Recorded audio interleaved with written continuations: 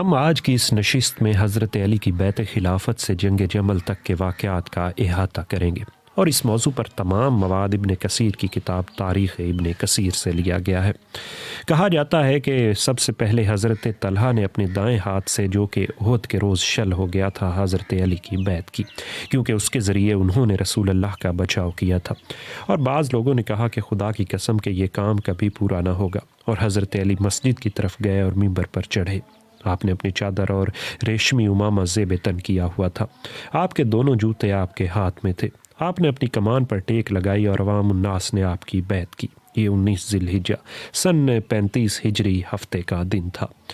کہتے ہیں کہ حضرت طلحہ اور حضرت زبیر نے اس مطالبے کے بعد آپ کی بیعت کی کہ انہیں بصرہ اور کوفہ کا امیر بنایا جائے۔ آپ نے ان دونوں سے فرمایا کہ آپ میرے پاس رہیں، میں آپ سے مانوس ہوں گا۔ اور بعض لوگوں کا خیال ہے کہ انصار کی ایک جماعت نے، جن میں حضرت حسان بن ثابت، حضرت کعب بن مالک، حضرت مسلمہ بن مخلد، حضرت ابو سعید، حضرت محمد بن مسلمہ، حضرت نعمان بن بشیر، حضرت زید بن ثابت، حضرت رافع بن خدیج، حضرت فضالہ بن عبید اور حضرت کعب بن اجرا شامل تھے، آپ کی بیعت نہیں کی۔ ابن جریر نے اسے المدائنی کے طریق سے بنی ہاشم کے ایک شیخ سے بحوالہ عبداللہ بن حسن بیان کیا ہے۔ المدائنی کا بیان ہے کہ مجھ سے زہری سے سننے والے ایک شخص نے بیان کیا کہ وہ کہتے ہیں کہ کچھ لوگ مدینہ سے شام کی طرف بھاگ گئے، اور انہوں نے حضرت علی کی بیعت نہیں کی، اور نہ ہی حضرت قدامہ بن مظعون، حضرت عبداللہ بن سلام، حضرت مغیرہ بن شعبہ نے آپ کی بیعت کی۔ اور میں کہتا ہوں کہ مروان بن الحکم، ولید بن عقبہ اور دوسرے لوگ شام کی طرف بھاگ گئے تھے۔ اور واقعی کا بیان ہے کہ لوگوں نے مدینہ میں حضرت علی کی بیعت کی اور 7 آدمی رکے رہے، انہوں نے بیعت نہیں کی۔ ان میں حضرت سعد بن ابی وقاص، حضرت صہیب، حضرت زید بن ثابت، حضرت محمد بن مسلمہ، حضرت سلمہ بن سلامہ بن رکش اور حضرت اسامہ بن زید شامل تھے۔ اور ہمارے علم کے مطابق انصار میں سے کسی شخص نے بیعت سے تخلف نہیں کیا۔ اور سیف بن عمر نے اپنے شیوخ کی ایک جماعت کے حوالے سے بیان کیا ہے کہ حضرت عثمان کی شہادت کے بعد مدینہ اس پوزیشن میں رہا کہ غافقی بن حرب اس کا امیر تھا، اور وہ اس آدمی کو تلاش کرتے رہے جو امیر کے قیام کے بارے میں ان کی بات مان جائے، اور مصری حضرت علی سے اصرار کرتے رہے، اور وہ حضرت علی ان کو چھوڑ کر باغات کی طرف بھاگتے، اور کوفی حضرت زبیر کو تلاش کرتے رہے اور وہ آپ کو نہ پاتے، اور بصری حضرت طلحہ کو تلاش کرتے اور وہ ان کی بات نہ مانتے۔ بس انہوں نے باہم مشورہ کر کے کہا کہ ہم ان تینوں میں سے کسی کو حاکم مقرر نہیں کریں گے۔ وہ حضرت سعد بن ابی وقاص کے پاس گئے اور کہنے لگے کہ آپ پہلے شورا میں سے ہیں، مگر انہوں نے بھی ان کی بات نہ مانی۔ پھر وہ حضرت ابن عمر کے پاس گئے، مگر انہوں نے بھی انکار کیا، اور وہ اپنے معاملے میں حیران رہ گئے۔ پھر کہنے لگے کہ اگر ہم حضرت عثمان کے قتل کے بعد بغیر امارت کے اپنے شہروں کو واپس چلے گئے تو لوگ اپنے امر کے بارے میں اختلاف کریں گے۔ بس انہوں نے حضرت علی کی طرف رجوع کیا اور آپ سے اصرار کیا، اور اشتر نے آپ کا ہاتھ پکڑ کر آپ کی بیعت کی، اور لوگوں نے بھی آپ کی بیعت کی۔ اور کوفی کہنے لگے کہ سب سے پہلے اشتر نخعی نے آپ کی بیعت کی ہے۔ 24 ذی الحجہ جمعرات کا دن تھا، اور یہ کام ان کے آپس میں بات چیت کے بعد ہوا تھا، اور سب کہنے لگے حضرت علی ہی خلافت کے اہل ہیں۔ اور جمعہ کا دن آیا اور حضرت علی ممبر پر چڑھے تو جن لوگوں نے گزشتہ کل کی آپ کی بیعت نہ کی تھی انہوں نے آپ کی بیعت کی، اور سب سے پہلے حضرت طلحہ نے اپنے شل ہاتھ کے ساتھ آپ کی بیعت کی، اور ایک کہنے والے نے کہا کہ انا للہ و انا الیہ راجعون۔ پھر حضرت زبیر نے بیعت کی۔ اس کے بعد حضرت زبیر نے کہا کہ میں اس حالت میں حضرت علی کی بیعت کی ہے کہ تلوار میری گردن پر ہے۔ پھر آپ مکہ چلے گئے اور 4 ماہ وہاں قیام کیا۔ یہ بیعت 25 ذی الحجہ جمعہ کے روز ہوئی، اور سب سے پہلا خطبہ آپ نے دیا، اور اللہ کی حمد و ثنا کے بعد فرمایا کہ اللہ تعالیٰ نے ایک رہنما کتاب اتاری ہے جس میں خیر اور شر کو واضح کیا ہے، بس خیر کو تھام لو اور شر کو چھوڑ دو۔ اللہ تعالیٰ نے مجہول کو حرام قرار دیا ہے، اور مسلمان کی حرمت کو تمام مقدسات پر ترجیح دی ہے، اور مسلمانوں کے حقوق کو اخلاص اور توحید سے پابند کیا ہے۔ مسلمان وہ ہے کہ حق کے سوا مسلمان اس کی زبان اور اس کے ہاتھ سے محفوظ رہیں، اور واجب اذیت کے بغیر کسی مسلمان کے لیے کسی مسلمان کو اذیت دینا جائز نہیں۔ عوام کے امور کی طرف سبقت کرو، اور تم میں سے کسی کو موت کا آنا خاص امر ہے۔ بلا شبہ لوگ تمہارے آگے ہیں، اور قیامت تم کو پیچھے رکھا ہوا ہے جو تم کو ہانگ کے لیے جاتی ہے۔ بس تم ہلکے ہو جاؤ اور مل جاؤ۔ لوگوں کی آخری گھڑی ان کی منتظر ہے۔ اللہ تعالیٰ کے بلاد عباد میں اس کا تقوی اختیار کرو۔ تم سے زمین کے قطعات اور بہائم تک کے متعلق پوچھا جائے گا، پھر اللہ کی اطاعت کرو اور اس کی نافرمانی نہ کرو۔ جب تم بھلائی دیکھو تو اسے اپنا لو اور جب شر کو دیکھو تو اسے چھوڑ دو۔ جب آپ اپنے خطبہ سے فارغ ہوئے تو مصریوں نے کہا کہ اے ابو الحسن اسے لے لیجیے، ہم عمارت کو رسے کی طرف بٹ دیں گے۔ شیروں کا حملہ جھاڑوں کے شیروں کی طرح ہوتا ہے اور وہ ایسی تلواروں کے ساتھ حملہ کرتے ہیں جو دودھ کے تالابوں کی طرح ہوتے ہیں، اور ہم بادشاہ کو رسی کی طرح نرم نیزوں کے ساتھ چوٹ لگاتے ہیں حتیٰ کہ وہ بغیر سامنے آئے بل کھاتے ہیں۔ حضرت علی نے ان کو جواب دیتے ہوئے کہا، اگر میں عاجز آ گیا تو میں معاذرت نہیں کروں گا، اور اس کے بعد میں عقل مند اور طاقتور بن جاؤں گا، اور جس دامن کو میں گھسیٹتا ہوں اسے اٹھا لوں گا اور منتشر اور پراگندہ معاملے کو یکجا کر دوں گا، اور اگر غالب آنے والا جلد باز مجھ سے جھگڑا نہ کرے یا وہ مجھے چھوڑ دیں اور ہتھیار سبقت کرے۔ کوفہ میں حضرت ابو موسیٰ اشعری امام الصلاۃ اور حضرت قعقاع بن عامر جنگ کے منتظم اور حضرت جابر بن فلان المزنی ٹیکس کے منتظم مقرر تھے۔ بصرہ کے امیر حضرت عبداللہ بن عامر اور مصر کے امیر حضرت عبداللہ بن سعد بن ابی سراح مقرر تھے۔ حضرت محمد بن ابی حذیفہ نے ان پر بزور قابو پا لیا تھا، اور شام کے امیر حضرت معاویہ بن ابی سفیان تھے، اور حمص پر آپ کے نائب حضرت عبد الرحمن بن خالد بن ولید، اور کنسرین پر حضرت حبیب بن مسلمہ، اور اردن پر حضرت ابو العور، اور فلسطین پر حضرت حکیم بن القمہ، اور آذربائیجان پر حضرت اشعث بن قیس، اور کرکیسیہ پر حضرت جریر بن عبداللہ البجلی، اور حلوان پر حضرت عتیبہ بن النحاس، اور کساریہ پر حضرت مالک بن حبیب، اور حمدان پر حضرت حبیش تھے۔ انہیں جریر نے حضرت عثمان کے نائبین کا ذکر کیا ہے جس وقت آپ نے وفات پائی۔ یہ لوگ اس شہروں پر آپ کے نائب مقرر تھے، اور بیت المال کے خازن حضرت عقبہ بن عمر تھے، اور مدینہ کے قضاء پر حضرت زید بن ثابت مقرر تھے۔ جب حضرت عثمان بن عفان قتل ہو گئے تو حضرت نعمان بن بشیر حضرت عثمان کی خون آلود قمیض اور حضرت نائلہ کی وہ انگلیاں جو حضرت عثمان کے دفاع میں ہتھیلی سے کٹ گئی تھیں لے کر باہر نکلے، اور ان کو لے کر معاویہ کے پاس شام پہنچ گئے۔ معاویہ نے قمیض کو منبر پر رکھ دیا تاکہ لوگ اسے دیکھ لیں، اور انگلیوں کو قمیض کی آستین میں لٹکا دیا، اور لوگوں کو اس خون کا بدلہ لینے پر اکسایا، اور لوگ منبر کے ارد گرد رو، اور آپ قمیض کو اوپر اٹھاتے اور کبھی نیچے رکھتے، اور لوگ 1 سال تک اس کے ارد گرد روتے رہے، اور ایک دوسرے کو آپ کا بدلہ لینے پر برانگیختہ کرتے رہے۔ اکثر لوگ اس سال بیویوں سے الگ رہے، اور جن خوارج نے حضرت عثمان کو قتل کیا تھا ان سے حضرت عثمان کے خون کا مطالبہ کرنے کے لیے معاویہ اور ان کے صحابہ کی ایک جماعت نے لوگوں کو برانگیختہ کیا۔ ان صحابہ میں حضرت عبادہ بن صامت، حضرت ابو درداء، حضرت ابو امامہ، حضرت عمر بن انصبہ وغیرہ شامل تھے، اور تابعین میں حضرت شریک بن حباشہ، حضرت ابو مسلم خولانی اور حضرت عبد الرحمن بن غنم شامل تھے۔ اور جب حضرت علی کی بیعت کا معاملہ درست ہو گیا تو حضرت طلحہ، حضرت زبیر اور سرکردہ صحابہ آپ کے پاس آئے اور آپ سے اقامت حدود اور حضرت علی کے خون کا بدلہ لینے کا مطالبہ کیا۔ آپ نے ان کے سامنے عذر پیش کیا کہ ان لوگوں کے آوان اور انصار ہیں، اور آپ کے لیے آج ایسا کرنا ممکن نہیں۔ بس حضرت زبیر نے ان سے مطالبہ کیا کہ آپ انہیں کوفہ کی امارت دے دیں تاکہ وہ آپ کے پاس فوجیں لے کر آئیں، اور حضرت طلحہ نے آپ سے مطالبہ کیا کہ آپ انہیں بصرہ کی امارت دے دیں تاکہ وہ وہاں سے افواج لے کر آئیں اور ان خوارج اور ان جاہل اعراب کی قوت پر غالب آ جائیں۔ حضرت عثمان کے قتل میں ان کے ساتھ شامل تھے۔ حضرت علی نے ان دونوں سے فرمایا کہ مجھے مہلت دو تاکہ میں اس معاملے میں غور کر لوں۔ اس کے بعد مغیرہ بن شعبہ آپ کے پاس آ کر اپنا خیال بیان کیا اور کہا کہ میرا خیال ہے کہ آپ شہروں پر اپنے عمال کو قائم رہنے دیں، جب وہ آپ کی فرما برداری اختیار کر لیں تو اس کے بعد آپ جس کو چاہیں چھوڑ دیں۔ پھر دوسرے دن آپ کے پاس آ کر کہنے لگے کہ میرا خیال ہے کہ آپ انہیں معزول کر دیں تاکہ آپ کو پتہ چل جائے کہ کون آپ کی اطاعت کرتا ہے اور کون آپ کی نافرمانی کرتا ہے۔ حضرت علی نے اس بات کو حضرت ابن عباس کے سامنے پیش کیا تو انہوں نے کہا کہ اس نے گزشتہ کل آپ کو خیر خواہی کی ہے اور آج آپ کو دھوکہ دیا ہے۔ حضرت مغیرہ کو اس بات کا پتہ چلا تو انہوں نے کہا کہ ہاں، میں نے ان کی خیر خواہی کی ہے، اور جب انہوں نے خیر خواہی کو قبول نہ کیا تو میں نے انہیں دھوکہ دیا ہے۔ پھر حضرت مغیرہ نکل کر مکہ چلے گئے اور ایک جماعت بھی ان سے جا ملی جن میں حضرت طلحہ اور زبیر بھی شامل تھے۔ انہوں نے حضرت علی سے عمرہ کی اجازت طلب کی تو آپ نے انہیں اجازت دے دی۔ پھر حضرت ابن عباس نے حضرت علی کو مشورہ دیا کہ وہ حکومت کے استوار ہونے تک نائبین کو شہروں پر قائم رہنے دیں اور خاص طور پر معاویہ کو شام پر قائم رکھیں۔ آپ نے کہا کہ مجھے خدشہ ہے کہ اگر آپ نے ان کو شام سے معزول کیا تو وہ آپ سے حضرت عثمان کے خون کا مطالبہ کریں گے۔ نیز مجھے یہ بھی خدشہ ہے کہ حضرت طلحہ اور حضرت زبیر بھی اس وجہ سے آپ پر اعتراضات کریں گے۔ حضرت علی نے فرمایا کہ میری رائے یہ نہیں ہے، آپ شام چلے جائیں اور میں آپ کو شام کا والی مقرر کیا ہے۔ حضرت ابن عباس نے حضرت علی سے فرمایا کہ مجھے خدشہ ہے کہ معاویہ حضرت عثمان کے خون کے بدلے میں مجھے قتل کر دیں گے یا آپ کی قرابت کی وجہ سے مجھے قید کر دیں گے۔ آپ مجھے معاویہ کی طرف خط لکھ دیں کہ وہ مہربانی اپنا وعدہ پورا کریں۔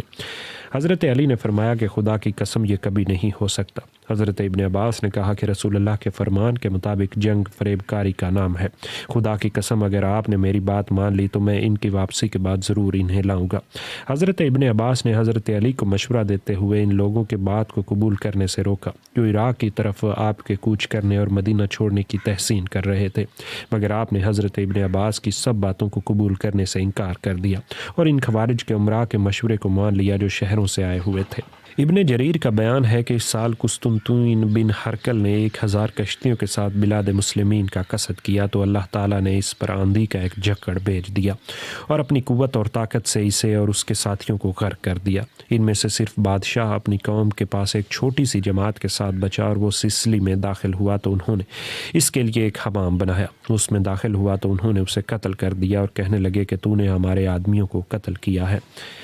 اس سال کے آغاز ہوتے ہی امیر المومنین حضرت علی بن ابی طالب نے خلافت سنبھالی اور شہروں پر نائب مقرر کیے۔ آپ نے یمن پر حضرت عبداللہ بن عباس، بصرہ پر حضرت سمرہ بن جندب کو، کوفہ پر حضرت عمارہ بن شہاب، مصر پر حضرت قیس بن سعد بن عبادہ، شام پر حضرت معاویہ کے بدلے سہل بن حنیف کو نائب مقرر کیا۔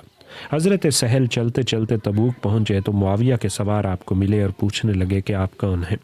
آپ نے جواب دیا امیر ہوں۔ انہوں نے کہا کہ کس چیز کے امیر ہو؟ آپ نے کہا کہ شام کا امیر ہوں۔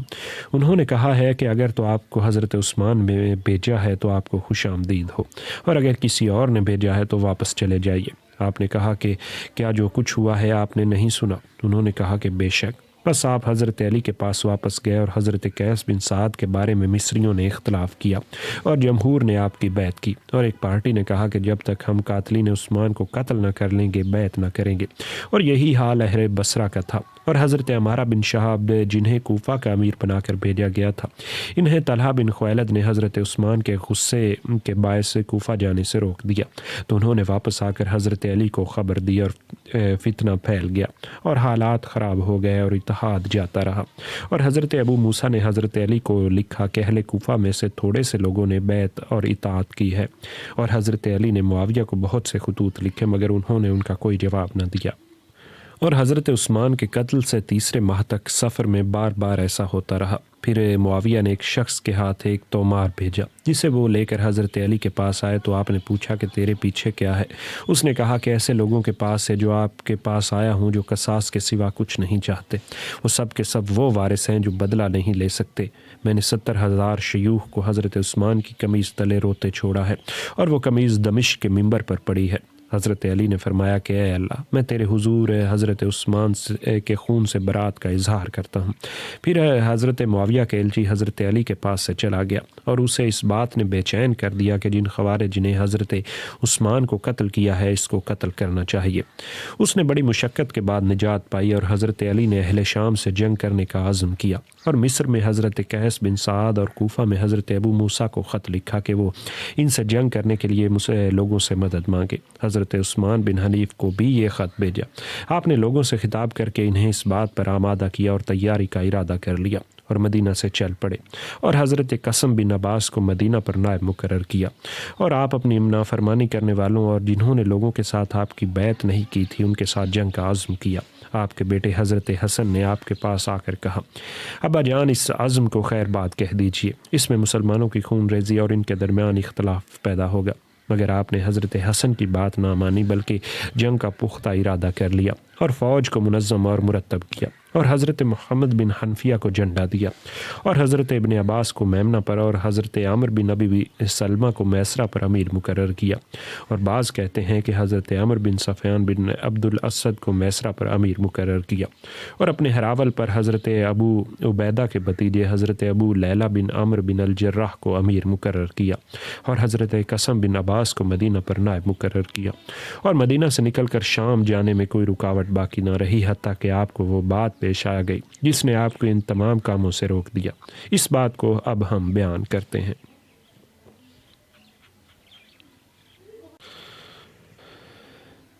جب ایام التشریق کے بعد حضرت عثمان کے قتل کا واقعہ ظہور پذیر ہوا تو ازواج النبی امہات المومنین اس سال فتنہ سے فرار اختیار کرتے ہوئے حج کو چلی گئی تھی۔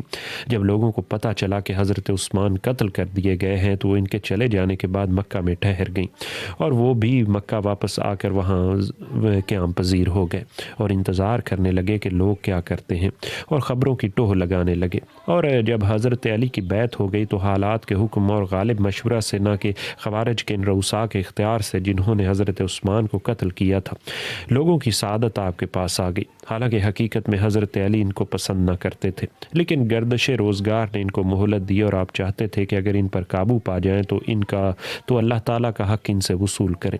لیکن جب معاملہ اس طرح وقوع پذیر ہوا تو وہ آپ پر غالب آ گئے، اور انہوں نے اشراف صحابہ کو آپ کے پاس آنے سے روک دیا، اور بنو امیہ اور دیگر لوگوں کی ایک جماعت مکہ کی طرف بھاگ گئی، اور حضرت طلحہ اور حضرت زبیر نے آپ سے عمرہ کی اجازت طلب کی تو آپ نے ان دونوں کو اجازت دے دی اور وہ مکہ کی طرف چلے گئے۔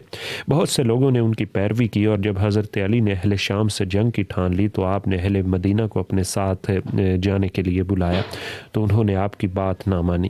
پھر آپ نے حضرت عبداللہ بن عمر بن الخطاب کو طلب کیا اور انہیں اپنے ساتھ چلنے کی ترغیب دی تو انہوں نے کہا کہ میں مدینہ کا باشندہ ہوں، اگر وہ گئے تو میں بھی سمع اور اطاعت کرتا ہوا آ جاؤں گا، لیکن اس سال میں جنگ کے لیے نہیں جاؤں گا۔ پھر حضرت ابن عمر نے تیاری کی اور مکہ کی طرف چلے گئے، اور اسی سال اسی طرح حضرت یعلا بن امیہ بھی یمن سے مکہ آئے۔ آپ حضرت عثمان کی طرف سے یمن کے گورنر مقرر تھے۔ آپ کے ساتھ 600 اونٹ اور 6 لاکھ درہم تھے۔ حضرت عبداللہ بن عامر بھی بصرہ سے مکہ آئے، جو بصرہ پر حضرت عثمان کے نائب تھے، اور مکہ میں بہت سے سادات صحابہ اور امہات المومنین جمع ہو گئی، اور حضرت عائشہ نے لوگوں میں کھڑے ہو کر ان سے خطاب کیا اور انہیں حضرت عثمان کے خون کا بدلہ لینے پر اکسایا، اور اس فتویٰ کا بھی ذکر کیا جو آپ نے ان لوگوں کے متعلق دیا جنہوں نے حرمت والے شہر اور حرمت والے مہینے میں آپ کو قتل کیا اور جوار رسول کا بھی خیال نہ کیا اور خون ریزی کیا اور اموال لوٹے۔ تو لوگوں نے حضرت عائشہ کو جواب دیا کہ جس بات کو آپ مصلحت کے مطابق اختیار کریں گی ہم اس میں آپ کی اطاعت کریں گے، اور انہوں نے آپ سے کہا آپ جہاں جائیں گی ہم آپ کے ساتھ جائیں گے، اور ایک شخص نے کہا کہ ہم شام کی طرف جائیں گے، اور اگر وہ حضرت عائشہ کو مقدم کرتے تو غالب آ جاتے، اور سب کام ان کی منشا کے مطابق تکمیل پا گیا کیونکہ اکابر صحابہ ان کے ساتھ تھے۔ اور کچھ لوگوں نے کہا کہ ہم مدینہ کی طرف جاتے ہیں اور حضرت علی سے مطالبہ کرتے ہیں کہ وہ حضرت عثمان کے قاتلین کو ہمارے سپرد کر دیں، وہ انہیں قتل کر دیں گے۔ کچھ لوگوں نے کہا کہ ہم بصرہ کی طرف جاتے ہیں اور وہاں ہم سواروں اور پیادوں سے قوت حاصل کرتے ہیں، اور وہاں جو قاتلین عثمان ہیں ان سے ہم ابتدا کرتے ہیں۔ بس اس بات پر اتفاق رائے پیدا ہو گیا، اور بقیہ امہات المومنین نے حضرت عائشہ کے ساتھ مدینہ کی طرف جانے پر اتفاق کیا، اور جب لوگوں نے بصرہ کی طرف جانے پر اتفاق کر لیا تو امہات المومنین واپس آ گئیں اور کہنے لگیں کہ ہم مدینہ کے سوا کسی جگہ نہ جائیں گی۔ حضرت یعلا بن امیہ نے لوگوں کو تیار کیا اور 600 اونٹ اور 6 لاکھ درہم ان پر خرچ کر دیے۔ اس طرح حضرت ابن عامر نے بہت سا مال کے ساتھ انہیں تیار کیا، اور ام المومنین حفصہ بنت عمر نے حضرت عائشہ کے ساتھ بصرہ کی طرف جانے پر اتفاق کیا تو ان کے بھائی عبداللہ نے انہیں اس بات سے روکا اور ان کے ساتھ مدینہ کے سوا کسی اور جگہ جانے سے انکار کر دیا، اور لوگ حضرت عائشہ کے ساتھ 1000 سواروں میں روانہ ہوئے، اور بعض کا قول ہے کہ 900 سوار اہل مکہ اور مدینہ کے تھے، اور جو کچھ اور بھی ان کے ساتھ مل گئے وہ 3000 میں روانہ ہوئے۔ ام المومنین حضرت عائشہ ایک ہودج میں سوار تھیں جو عسکر نامی اونٹ پر تھا۔ حضرت یعلا بن امیہ نے ارینا کے ایک شخص سے 200 دینار میں خریدا تھا، اور بعض کہتے ہیں کہ 80 دینار میں خریدا تھا۔ اس کے علاوہ بھی اس قیمت کے بارے میں کئی اقوال ہیں، اور امہات المومنین بھی حضرت عائشہ کے ساتھ ذات عرق تک گئیں اور وہاں پر ان سے الگ ہو گئیں اور الوداع پر روئیں، اور لوگ بھی بہت روئے۔ اس دن کو یوم الخیب کہتے ہیں، اور لوگ بصرہ جانے کے لیے چل پڑے، اور حضرت عائشہ کے حکم سے آپ کے بھانجے حضرت عبداللہ بن زبیر لوگوں کو نماز پڑھاتے تھے۔ مروان بن حکم نماز کے اوقات میں لوگوں کے واسطے اذان دیتے تھے۔ ایک شب یہ لوگ اپنے سفر میں ایک پانی کے پاس سے گزرے جسے الحواب کہا جاتا ہے، تو اس کے پاس کتے ان پر بھونکے۔ جب حضرت عائشہ نے کتوں کے بھونکنے کی آواز سنی تو پوچھا اس جگہ کا کیا نام ہے؟ لوگوں نے کہا کہ الحواب۔ تو آپ نے اپنا ہاتھ دوسرے ہاتھ پر مار کر کہا کہ انا للہ و انا الیہ راجعون، میرا خیال ہے کہ میں واپس چلی جاؤں۔ انہوں نے پوچھا کہ کیوں؟ آپ نے فرمایا کہ میں نے رسول اللہ کو اپنی بیویوں سے فرماتے سنا ہے کہ کاش مجھے معلوم ہو کہ تم میں سے وہ کون ہے جس پر الحواب کے کتے بھونکیں گے۔ پھر آپ نے اپنے اونٹ کے بازو پر ضرب لگائی اور اسے بٹھا دیا اور فرمانے لگیں کہ مجھے واپس کرو۔ مجھے واپس کرو۔ قسم بخدا میں الحباب کے پانی والی ہوں، اور ہم نے دلائل النبوہ میں اس حدیث کو اس کے طریق اور الفاظ کے ساتھ بیان کیا جیسا کہ پہلے گزر چکا ہے۔ بس لوگوں نے بھی ایک دن اور ایک رات آپ کے ارد گرد اپنی سواریوں کو بٹھا دیا، اور حضرت عبداللہ بن زبیر نے آپ سے کہا کہ پھر لوگ کہنے لگے، بچو بچو، یہ حضرت علی کی فوج آ گئی، اور وہ بصرہ کی طرف کوچ کر گئے۔ جب حضرت عائشہ بصرہ کے نزدیک پہنچی تو آپ نے حنف بن قیس اور دیگر سرکردہ لوگوں کی طرف خط لکھا کہ وہ آ گئی ہیں۔ پس حضرت عثمان بن حنیف نے عمران بن حسین اور ابو الاسود الوائلی کو آپ کے پاس بھیجا کہ وہ معلوم کریں کہ آپ کس کام کے لیے آئی ہیں۔ تو آپ نے ان دونوں کو بتایا کہ وہ حضرت عثمان کے خون کا بدلہ لینے آئی ہیں، کیونکہ انہیں حرمت والے شہر اور حرمت والے مہینے میں مظلومانہ طور پر قتل کر دیا گیا۔ پس وہ دونوں آپ کے پاس سے چلے گئے اور حضرت طلحہ کے پاس آ کر پوچھنے لگے کہ آپ کس کام آئے ہیں۔ آپ نے فرمایا کہ حضرت عثمان کے خون کے بدلہ کے لیے۔ ان دونوں نے کہا کہ حضرت علی کی بیعت نہیں کی۔ انہوں نے کہا کہ بے شک کی ہے، لیکن تلوار میری گردن پر تھی، اور اگر وہ ہمارے اور قاتلین عثمان کے درمیان مخل ہوں گے تو میں ان کے سامنے نہیں آؤں گا۔ پس وہ دونوں حضرت زبیر کے پاس چلے گئے تو انہوں نے بھی اسی قسم کا جواب دیا، اور عمران بن حسین اور ابو الاسود اور حضرت عثمان بن حنیف کے پاس گئے، اور ابو الاسود نے کہا کہ اے ابن حنیف، میں آ گیا ہوں، آپ باہر نکلیے اور لوگوں سے نیزہ زنی اور شمشیر زنی کیجیے اور ڈٹ جائیے، اور ان کے مقابلے میں ذرہ پوش جوانوں کو نکالیے اور تیار ہو جائیے۔ حضرت عثمان بن حنیف نے کہا کہ انا للہ و انا الیہ راجعون، رب کعبہ کی قسم کہ آسیہ اسلام گھوم چکی، دیکھو کہ کیسے ڈگمگا کر چلتی ہے۔ عمران نے کہا کہ قسم بخدا وہ تم کو طویل عرصے تک رگڑے گی۔ حضرت عثمان بن حنیف نے حضرت ابن مسعود کی مرفوع حدیث کی طرف اشارہ کیا کہ آسیہ اسلام 35 سال تک گھومے گی، جیسا کہ پہلے یہ حدیث بیان ہو چکی ہے۔ پھر حضرت عثمان بن حنیف نے عمران بن حسین سے کہا کہ مجھے مشورہ دو۔ اس نے کہا کہ الگ ہو جاؤ، میں اپنے گھر میں بیٹھا ہوں۔ یہ کہا کہ میں اپنے اونٹ پر بیٹھا ہوں۔ وہ چلا گیا تو حضرت عثمان بن حنیف نے کہا کہ میں امیر المومنین کی آمد تک انہیں روکتا ہوں۔ بس انہوں نے لوگوں میں منادی کروا دی اور حکم دیا کہ ہتھیار بند ہو جائیں اور مسجد میں اکٹھے ہو جائیں۔ وہ اکٹھے ہوئے تو آپ نے انہیں تیار ہونے کا حکم دیا۔ حضرت عثمان ابھی منبر پر ہی تھے کہ ایک شخص نے اٹھ کر کہا کہ اے لوگو، اگر یہ لوگ خوفزدہ ہو کر آئے ہیں تو یہ ایسے شہر سے آئے ہیں جس میں پرندوں کو بھی امن حاصل ہوتا ہے، اور اگر یہ حضرت عثمان کے خون کا بدلہ لینے آئے ہیں تو ہم آپ کے قاتلین نہیں ہیں، بس میری مانو اور جہاں سے یہ لوگ آئے ہیں انہیں وہیں واپس کر دو۔ اور اسود بن السریح الاسدی نے اٹھ کر کہا کہ یہ لوگ حضرت عثمان کے مقابلے میں ہم سے اور دوسرے لوگوں سے مدد لینے آئے ہیں۔ تو لوگوں نے اسے سنگریزے مارے۔ پس حضرت عثمان کو معلوم ہو گیا کہ بصرہ میں قاتلین عثمان کے مددگار موجود ہیں۔ آپ نے اس بات کو ناپسند کیا اور ام المومنین حضرت عائشہ اپنے ساتھیوں کے ساتھ آئیں، اور انہوں نے بصرہ کے قریب المربد کے بالائی حصے میں پڑاؤ کیا، اور بصریوں میں سے جو لوگ آپ کے ساتھ شامل ہونا چاہتے تھے وہ آپ کے پاس آ گئے۔ عثمان بن حنیف بھی فوج کے ساتھ نکلے اور المربد میں اکٹھے ہو گئے، اور حضرت طلحہ نے جو میمنہ کے امیر تھے تقریر کی اور حضرت عثمان کے خون کا بدلہ لینے پر اکسایا۔ اس کے بعد حضرت زبیر نے بھی اس قسم کی بات کی تو حضرت عثمان بن حنیف کی فوج میں سے کچھ لوگوں نے اور جنگ پر برانگیختہ کیا۔ پس فوج کی اطراف میں سے لوگوں نے ایک دوسرے کو گالیاں دیں اور پتھر مارے۔ پھر لوگوں نے ایک دوسرے کو منع کیا۔ ہر فریق اپنی مخصوص جگہ پر واپس آ گیا، اور حضرت عثمان بن حنیف کی فوج میں سے ایک ٹکڑی حضرت عائشہ کی فوج کی طرف آ گئی اور حملہ کیا۔ حارثہ بن قدامہ السعدی نے آ کر یا ام المومنین، اس اونٹ پر بیٹھ کر جو ہتھیاروں کا نشانہ ہے، آپ کے اپنے گھر سے باہر نکلنے کے مقابلے میں حضرت عثمان کا قتل ہونا معمولی بات ہے۔ اگر آپ ہمارے پاس اپنی مرضی سے آئی ہیں تو جہاں سے آپ آئی ہیں اپنے گھر کو واپس چلی جائیں، اور اگر آپ ہمارے پاس مجبور ہو کر آئی ہیں تو واپس جانے کے لیے لوگوں سے مدد مانگیے۔ اور حکیم بن جبلہ جو عثمان بن حنیف کے سواروں کا سالار تھا آیا، اور گھمسان کی جنگ شروع ہو گئی۔ حضرت ام المومنین کے اصحاب اپنے ہاتھوں کو روکنے لگے اور جنگ سے رکنے لگے، اور حکیم ان پر حملہ کرنے لگا۔ پس انہوں نے راستے کے دہانے پر باہم جنگ کی، اور حضرت عائشہ نے اپنے اصحاب کو دائیں طرف چلنے کا حکم دیا۔ وہ دائیں طرف ہو کر بنی مازن کے قبرستان تک پہنچ گئے، اور رات ان کے درمیان حائل ہو گئی۔ جب دوسرا دن ہوا تو انہوں نے جنگ کا ارادہ کیا، اور دن ڈھلتے تک شدید معرکہ آرائی ہوئی، اور ابن حنیف کے بہت سے آدمی مارے گئے اور فریقین کو بکثرت زخم آئے۔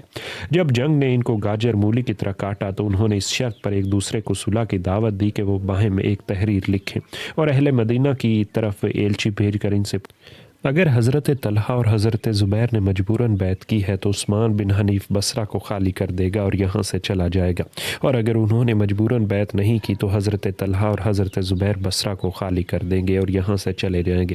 انہوں نے اس کام کے لیے قاضی کعب بن ثور کو بھیجا اور وہ جمعہ کے روز مدینہ آیا، اور اس نے لوگوں میں کھڑے ہو کر ان سے پوچھا کہ کیا حضرت طلحہ اور حضرت زبیر نے مرضی سے بیعت کی ہے یا مجبوری سے؟ تو لوگوں نے سکوت اختیار کیا اور حضرت اسامہ بن زید کے سوا کسی نے بات نہ کی۔ انہوں نے کہا کہ وہ دونوں مجبور تھے، بس بعض لوگوں نے آپ پر حملہ کر کے آپ کو مارنا چاہا، مگر حضرت صہیب اور حضرت ابو ایوب انصاری اور ایک جماعت نے آپ کا دفاع کیا اور آپ کو نکال کر لے گئے۔ انہوں نے آپ سے کہا کہ آپ نے ہماری طرح کیوں سکوت اختیار نہ کیا؟ انہوں نے کہا کہ خدا کی قسم مجھے معلوم نہ تھا کہ معاملہ یہاں تک پہنچ جائے گا۔ اور حضرت علی نے حضرت عثمان بن حنیف کو خط لکھا کہ ان دونوں کو زبردستی کسی پارٹی میں شامل ہونے پر مجبور نہیں کیا گیا اور انہیں جماعت اور فضل میں شامل ہونے پر مجبور کیا گیا ہے، بس اگر یہ دونوں علیحدگی کے خواہاں ہیں تو ان کے لیے کوئی عذر نہیں، اور وہ اس کے علاوہ کچھ چاہتے ہیں تو یہ بھی غور کر لے اور ہم بھی غور کر لیتے ہیں۔ اور کعب بن ثور حضرت علی کا خط لے کر عثمان کے پاس آیا تو عثمان کہنے لگے کہ ہم جس معاملے سے دو چار ہیں یہ اس سے الگ معاملہ ہے، اور حضرت طلحہ اور حضرت زبیر نے عثمان بن حنیف کو پیغام بھیجا کہ وہ ان کے پاس آئے تو آپ نے انکار کیا۔ بس ان دونوں حضرات نے ایک تاریک رات میں آدمیوں کو اکٹھا کیا اور اس کے ساتھ جامع مسجد میں نماز عشاء میں شامل ہوئے، اور اس شب عثمان بن حنیف باہر نہ نکلا، اور عبد الرحمن بن عطاب بن اسید نے لوگوں کو نماز پڑھائی، اور بصرہ کے رذیل لوگوں کی جانب سے اعتراض اور شمشیر زنی ہوئی۔ ان میں سے تقریباً 40 آدمی قتل ہوئے، اور لوگ عثمان بن حنیف کے محل میں اس کے پاس گئے اور اسے حضرت طلحہ اور حضرت زبیر کے پاس لے آئے اور اس کے چہرے کے تمام بال نوچ لیے۔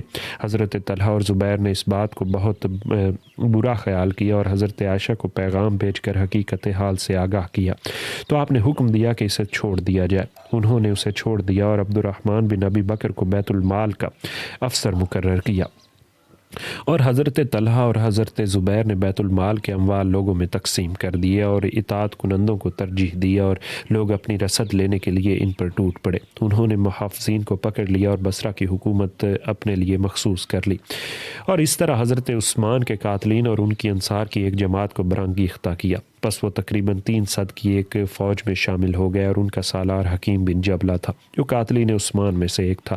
بس انہوں نے مقابلہ کیا اور جنگ کیا، اور ایک شخص نے حکیم بن جبلہ کی ٹانگ پر تلوار مار کر اسے کاٹ دیا، تو اس نے آگے بڑھ کر ٹانگ کو پکڑ کر اس کے ساتھ ضرب لگانے والے کو مارا اور اسے قتل کر دیا۔ پھر اس پر ٹیک لگا کر کہنے لگا، اے پنڈلی، تو ہرگز خیال نہیں رکھے گی تو میرا بازو ہے جس سے میں اپنی پنڈلی کا بچاؤ کرتا ہوں۔ نیز کہا کہ اگر میں مر جاؤں تو مجھ پر کوئی یار نہیں۔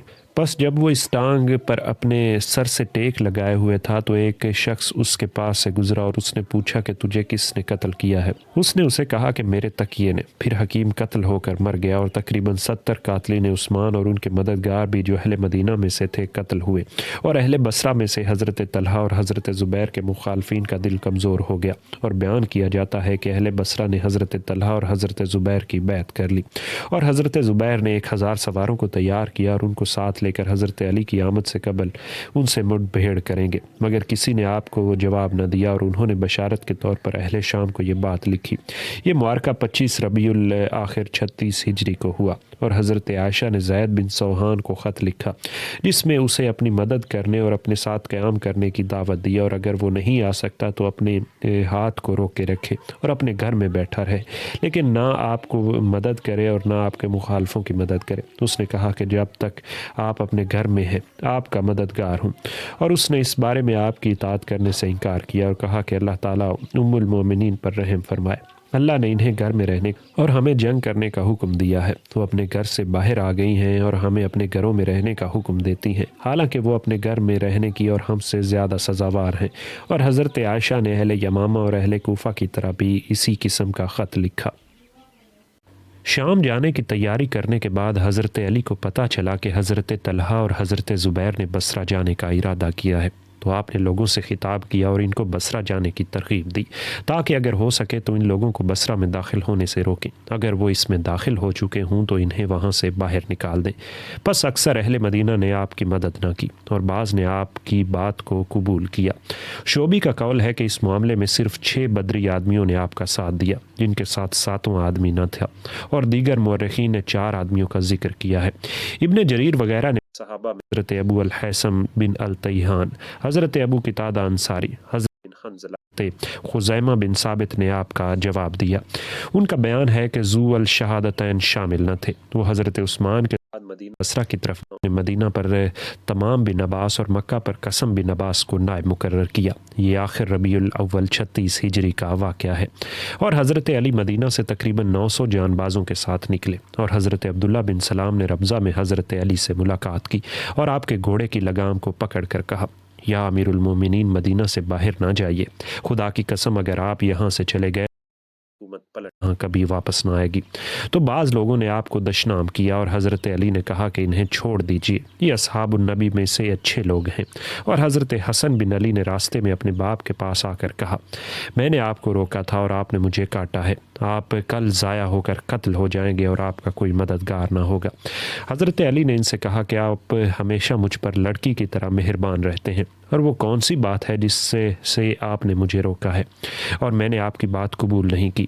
انہوں نے کہا کہ کیا میں نے حضرت عثمان کے قتل سے قبل آپ کو مشورہ نہ دیا تھا کہ آپ مدینہ سے باہر چلے جائیں؟ ایسا نہ ہو کہ وہ قتل ہو جائیں اور آپ مدینہ میں موجود ہوں اور کوئی بات کرنے والا بات کرے۔ کیا میں نے آپ کو مشورہ نہیں دیا تھا کہ آپ حضرت عثمان کے قتل کے بعد اس وقت تک بیعت نہ لیں جب تک کہ تمام شہروں کے باشندے آپ کی طرف بیعت نہ بھیجیں؟ اور میں نے آپ کو مشورہ دیا تھا کہ جب یہ عورت اور 2 مرد باہر نکلیں تو آپ اپنے گھر میں بیٹھیں تاکہ وہ صلح کر لیں، مگر آپ نے میری ان سب باتوں کو نہ مانا۔ حضرت علی نے ان سے کہا کہ آپ کا یہ کہنا کہ میں حضرت عثمان کے قتل سے قبل باہر چلا جاتا تو اس کا جواب یہ ہے کہ جس طرح حضرت عثمان کا گھراؤ کیا گیا تھا اسی طرح ہمارا بھی گھراؤ کیا جاتا، اور شہروں کی بیعت آنے سے قبل میری بیعت لینے کا جواب یہ ہے کہ میں نے اس امر کے ضیاع کو پسند نہیں کیا، اور یہ کہ میں بیٹھا رہوں، ان لوگوں نے جس طرف چلے جانا ہو چلے جائیں۔ کیا آپ چاہتے ہیں کہ میں گھیرے جانے والے بجو کی طرح ہو جاؤں جس کے متعلق کہا جاتا ہے کہ وہ یہاں نہیں ہے حتیٰ کہ اس کی کونچیں چیر دی جاتی ہیں اور وہ باہر نکل آتا ہے؟ بس اگر میں ان امور پر غور نہ کروں جو اس معاملے میں مجھ پر لازم ہیں تو ان پر کون غور کرے گا؟ اے میرے بیٹے، مجھ سے باز رہے۔ اور جب آپ کو وہ خبر ملی جو کچھ لوگوں نے بصرہ میں حکومت کے متعلق کہا تھا جسے ہم پہلے بیان کر چکے ہیں، تو آپ نے محمد بن ابی بکر اور محمد بن جعفر کے ہاتھ اہل کوفہ کو خط لکھا، میں نے اہل امصار پر آپ لوگوں کو ترجیح دی ہے اور تمہیں پسند کیا ہے، جو کچھ ہو چکا ہے اس سے فارغ ہو چکا ہوں، بس تم اللہ کے دین کے اعوان اور انصار بن جاؤ اور ہمارے پاس چلے آؤ، ہم اصلاح کے خواہاں ہیں تاکہ یہ امت دوبارہ بھائی بھائی بن جائے۔ پس وہ دونوں چلے گئے۔ آپ نے مدینہ کی طرف پیغام بھیجا اور جو ہتھیار اور سواریاں آپ کو مطلوب تھیں وہ لے لیں، اور لوگوں میں کھڑے ہو کر تقریر کی اور فرمایا، اللہ تعالیٰ نے ہمیں اسلام کے ذریعے معزز اور مکرم بنایا ہے، اور ذلت اور قلت اور تباعد کے بعد ہمیں اس کے ذریعے بھائی بھائی بنایا ہے۔ جب تک اللہ تعالیٰ نے چاہا لوگ اس طریق پر چلے، اور اسلام ان کا دین تھا اور حق ان کے درمیان قائم تھا اور کتاب ان کی امام تھی، حتیٰ کہ یہ شخص ان لوگوں کے ہاتھ سے قتل ہو گیا جنہیں شیطان نے اکسایا تاکہ وہ اس امت کے درمیان فساد ڈال دے۔ آگاہ رہو، یہ امت بھی لازماً اپنے سے پہلے امتوں کی طرح متفرق ہو جائے گی، پس جو شر پیدا ہونے والا ہے وہ ضرور پیدا ہو کر رہے گا۔ آگاہ رہو کہ یہ امت 73 فرقوں میں بٹ جائے گی، اور ان میں سے بدترین فرقہ وہ ہوگا جو مجھ سے محبت کرے گا اور میرے جیسے کام نہیں کرے گا، اور تم نے دیکھ لیا اور معلوم کر لیا ہے، بس اپنے دین پر قائم رہو اور میری ہدایت کے ذریعے رہنمائی حاصل کرو۔ بلا شبہ وہ تمہارے نبی کی ہدایت ہے، اور اس کی سنت کی پیروی کرو، اور جو بات تم پر مشتبہ ہو اس سے آراز کرو حتیٰ کہ اسے کتاب پر پیش کرو۔ پس جسے قرآن پہچانے اس کی پابندی کرو، اور جس سے وہ انکار کرے اسے رد کرو، اور اللہ کے رب ہونے اور اسلام کے دین ہونے اور محمد صلی اللہ علیہ وآلہ وسلم کے نبی ہونے اور قرآن کے حکم اور امام ہونے کو پسند کرو۔ راوی بیان کرتا ہے کہ جب حضرت علی نے ربضہ سے روانگی کا ارادہ کیا تو ابن ابی رفاعہ بن رافع نے آپ کے پاس آ کر کہا، یا امیر المومنین، یا امیر المومنین، آپ کیا چاہتے ہیں اور ہمیں کہاں لیے جاتے ہیں؟ آپ نے فرمایا کہ اگر وہ ہماری بات کو قبول کر لیں تو ہماری نیت اور ارادہ اصلاح کا ہے۔ اس نے کہا، اور اگر وہ نہ مانیں تو آپ نے کہا کہ ہم ان کی عہد شکنی کی وجہ سے انہیں چھوڑ دیں گے اور ان کو ان کا حق دیں گے اور صبر کریں گے۔ اس نے کہا کہ اگر وہ راضی نہ ہوں تو آپ نے فرمایا کہ جب تک وہ ہمیں چھوڑے رکھیں گے ہم بھی انہیں چھوڑے رکھیں گے۔ اس نے کہا کہ اگر ہمیں نہ چھوڑیں تو آپ نے فرمایا کہ ہم ان سے رکیں رہیں گے۔ اس نے کہا کہ تب تو اچھی بات ہے۔ اور حجاج بن غزیہ انصاری نے آپ کے پاس آ کر کہا کہ جس طرح آپ نے مجھے قول سے راضی کیا ہے میں آپ کو فعل سے راضی کروں گا۔ خدا کی قسم جس طرح اللہ نے ہمارا نام انصار رکھا ہے وہ ضرور میری مدد کرے گا۔ راوی بیان کرتا ہے کہ حضرت علی ربضہ میں تھے کہ طے قبیلہ کی ایک جماعت آئی اور آپ کو بتایا گیا کہ یہ طے قبیلہ کی جماعت ہے، جس میں سے کچھ لوگ آپ کے ساتھ جانے کے خواہاں ہیں اور کچھ لوگ آپ کو سلام کرنا چاہتے ہیں۔ آپ نے فرمایا کہ اللہ تعالیٰ ان سب کو جزائے خیر دے۔ وہ بیان کرتے ہیں کہ حضرت علی اپنی تیاری کے مطابق ربضہ سے چلے۔ آپ ایک سرخ ناکہ پر سوار تھے جس کے آگے ایک کمیت گھوڑا چل رہا تھا، اور جب آپ مقام فید پر پہنچے اور اسد اور طے کی ایک جماعت آپ کے پاس آئی تو انہوں نے اپنے آپ کو آپ کے سامنے پیش کیا۔ آپ نے فرمایا کہ میرے پاس کافی آدمی ہیں، اور اہل کوفہ میں سے ایک شخص آیا جسے عامر بن متعرش شیبانی کہا جاتا تھا۔ حضرت علی نے اسے کہا کہ تیرے پیچھے کیا ہے؟ اس نے کہا کہ آپ کو حقیقت حال سے باخبر کیا۔ آپ نے اس سے حضرت ابو موسیٰ کے متعلق دریافت کیا۔ اس نے کہا کہ اگر آپ نے صلح کا ارادہ کیا ہے تو حضرت ابو موسیٰ صلح کے ساتھی ہیں، اور اگر آپ نے جنگ کا ارادہ کیا ہے تو وہ جنگ کے ساتھی نہیں ہیں۔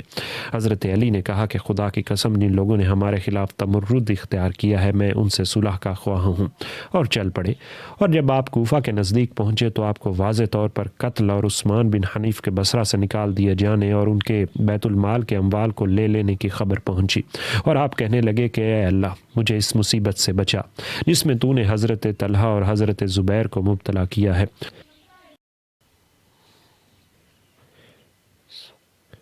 اور جب آپ زوکار پہنچے تو حضرت عثمان بن حنیف آپ کے پاس اس حال میں آئے کہ ان کے چہرے پر ایک بال نہ تھا۔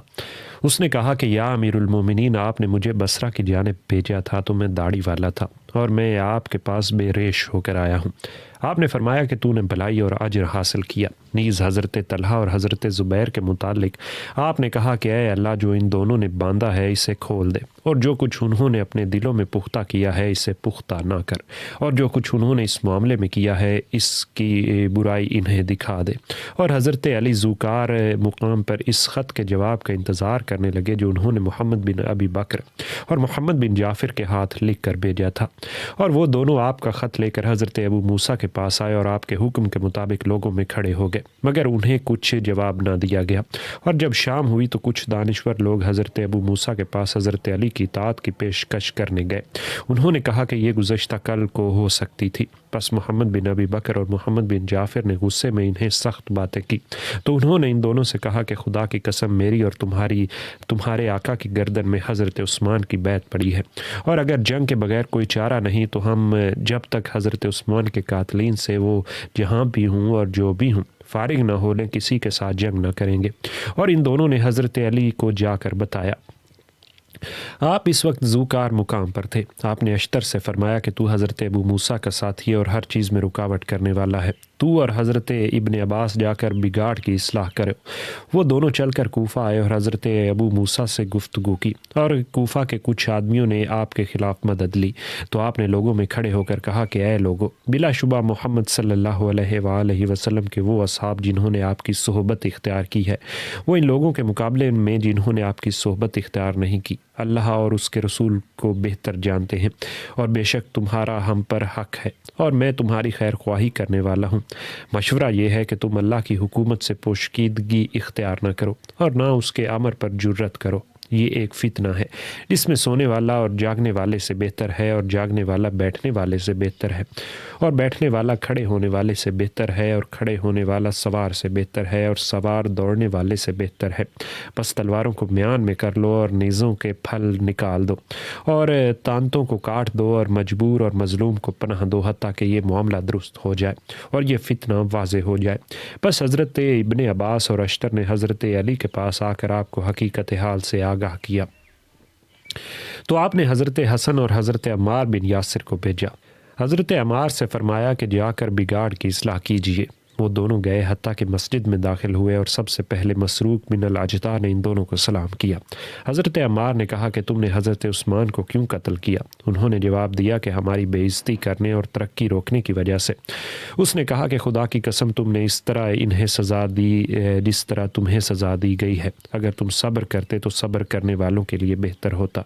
راوی بیان کرتا ہے کہ حضرت ابو موسیٰ باہر آ کر حضرت حسن بن علی سے ملے اور انہیں اپنے ساتھ لگا لیا، اور حضرت عمار عمار سے کہنے لگے کہ اے ابو الیقظان، تو نے امیر المومنین حضرت عثمان کے خلاف مدد دے کر انہیں قتل کیا ہے۔ انہوں نے جواب دیا کہ میں نے یہ کام نہیں کیا، اس بات نے مجھے دکھ بھی نہیں دیا۔ حضرت حسن بن علی نے دونوں کی بات کو کاٹ کر حضرت ابو موسیٰ سے کہا کہ لوگ ہم سے کیوں نہیں رکتے؟ خدا کی قسم ہمارا ارادہ صرف اصلاح کا ہے، اور نہ ہی امیر المومنین جیسا آدمی کسی چیز سے ڈرتا ہے۔ انہوں نے جواب دیا کہ میرے ماں باپ آپ پر قربان ہوں، آپ درست کہتے ہیں، لیکن جس سے مشورہ لیا جائے وہ امین ہوتا ہے۔ میں نے حضرت نبی کریم صلی اللہ علیہ وآلہ وسلم کو بیان کرتے سنا ہے کہ عنقریب ایک فتنہ ہوگا جس میں بیٹھنے والا کھڑے ہونے والے سے، اور کھڑے ہونے والا پیدل چلنے والے سے، اور پیدل چلنے والا سوار سے بہتر ہوگا، اور اللہ تعالیٰ نے ہم کو بھائی بھائی بنایا ہے، ہم پر ہمارے خون اور اموال حرام قرار دیے ہیں۔ بس حضرت عمار غصے میں آ گئے اور آپ کو برا بھلا کہا اور کہنے لگے کہ اے لوگو، رسول اللہ نے صرف انہی ہی کو کہا تھا کہ تم اس فتنے میں بیٹھے رہو، اور تم سے کھڑے ہونے والا بہتر ہے۔ اور بنی تمیم کا ایک شخص حضرت ابو موسیٰ کے خاطر غصے میں آ گیا، اس نے حضرت عمار کو برا بھلا کہا، اور دوسرے لوگ بھی جوش میں آ گئے۔ حضرت ابو موسیٰ لوگوں کو روکنے لگے اور شور بڑھ گیا اور آوازیں بلند ہو گئیں۔ حضرت ابو موسیٰ نے کہا کہ اے لوگو، میری اطاعت کرو اور عرب کی اچھی قوموں کے اچھے لوگ بن جاؤ، جن کوئی مظلوم پناہ لیتا ہے اور خائف امن میں آ جاتا ہے، اور بلا شبہ جب فتنہ آتا ہے تو مشتبہ ہوتا ہے، اور جب پیٹھ پھیرتا ہے تو واضح ہو جاتا ہے۔ پھر آپ نے لوگوں کو اپنے ہاتھ سے روکنے اور اپنے گھروں میں بیٹھ جانے کا حکم دیا۔ تو زید بن سوحان نے کھڑے ہو کر کہا کہ اے لوگو، امیر المومنین اور سید المسلمین کے پاس چلو، سب کے سب ان کے ساتھ چلو۔ اور کعکا بن عامر نے کھڑے ہو کر کہا کہ بلا شبہ حق وہی ہے جو امیر نے کہا ہے، لیکن لوگوں کا امیر کے بغیر چارہ نہیں، جو ظالم کو روکتا ہے اور مظلوم کی مدد کرتا ہے، اس سے لوگوں کی پراگندگی درست ہو جاتی ہے، اور امیر المومنین حضرت علی جس چیز کے حاکم ہیں اس سے فائدہ اٹھاتے ہیں۔ آپ نے دعا میں انصاف سے کام لیا ہے اور آپ صرف اصلاح چاہتے ہیں، بس ان کے پاس جاؤ۔ اور عبد خیر نے کھڑے ہو کر کہا کہ لوگوں کے 4 گروہ ہیں، حضرت علی اور ان کے ساتھی کوفہ کے بیرون میں ہیں، اور حضرت طلحہ اور حضرت زبیر بصرہ میں ہیں، معاویہ شام میں ہے، اور ایک گروہ حجاز میں ہے جو نہ جنگ کرتا ہے اور نہ اس سے کوئی سروکار رکھتا ہے۔ حضرت ابو موسیٰ نے کہا کہ وہ بہترین گروہ ہے اور یہ فتنہ ہے۔ پھر لوگوں نے باہم گفتگو کی، اور پھر عمار اور حضرت حسن بن علی نے منبر پر کھڑے ہو کر لوگوں کو حضرت امیر المومنین کی طرف جانے کی دعوت دی، کیونکہ وہ صرف لوگوں کو کی اصلاح کے خواہاں ہیں۔ حضرت عمار نے سنا کہ ایک شخص حضرت عائشہ کو گالیاں دے رہا ہے۔ آپ نے فرمایا کہ خیر سے دور اور گالی دیے گئے شخص خاموش ہو جا، خدا کی قسم وہ دنیا اور آخرت میں رسول اللہ کی زوجہ ہیں، لیکن اللہ تعالیٰ نے ان کے ذریعے تمہاری آزمائش کی ہے تاکہ معلوم کرے کہ کیا تم اس کی اطاعت کرتے ہو یا حضرت عائشہ کی۔ اسے بخاری نے روایت کیا ہے۔ اور حجر بن عدی نے کھڑے ہو کر کہا کہ اے لوگو، امیر المومنین کی طرف چلو۔ اور جب کوئی بھی شخص کھڑا ہوتا اور وہ لوگوں کو جنگ کی طرف کوچ کرنے کی ترغیب دیتا تو حضرت ابو موسیٰ ممبر کے اوپر سے انہیں روکتے، اور حضرت عمار اور حضرت حسن بھی ممبر پر ان کے ساتھ تھے، حتیٰ کہ حضرت حسن بن علی نے کہا کہ تم ممبر سے الگ ہو جاؤ اور ممبر کو چھوڑ دو۔ اور یہ بھی بیان کیا جاتا ہے کہ حضرت علی نے اشتر کو بھیجا اور اس نے حضرت ابو موسیٰ کو کوفہ سے معزول کر دیا۔ اسی شب ان کو قصر عمارت سے نکال دیا اور لوگوں نے جنگ پر جانے کی بات کا جواب دیا۔ حضرت حسن کے ساتھ 9000 اشخاص خشکی اور دجلہ میں نکلے، اور بیان کیا جاتا ہے کہ آپ کے ساتھ 12000 اور ایک شخص روانہ ہوا، اور وہ امیر المومنین کے پاس آئے، اور وہ ذیکار مقام میں راستے کے دوران انہی ایک جماعت کے ساتھ ملے جن میں حضرت ابن عباس بھی شامل تھے۔ آپ نے انہیں خوش آمدید کہا اور فرمایا کہ اے اہل کوفہ، تم نے عجم کے بادشاہوں سے جنگ کی ہے اور ان کی فوجوں کو منتشر کر دیا ہے۔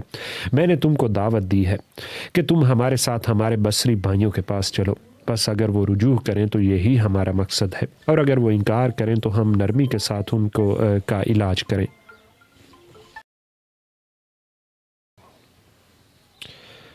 حضرت علی نے حضرت کعکا کو بصرہ میں حضرت طلحہ اور زبیر کی طرف ایلچی بنا کر روانہ کیا۔ وہ ان دونوں حضرات کو اتحاد اور اتفاق کی دعوت دیں اور اختلاف اور انتشار کی دشواریوں کو ان کے سامنے واضح کریں۔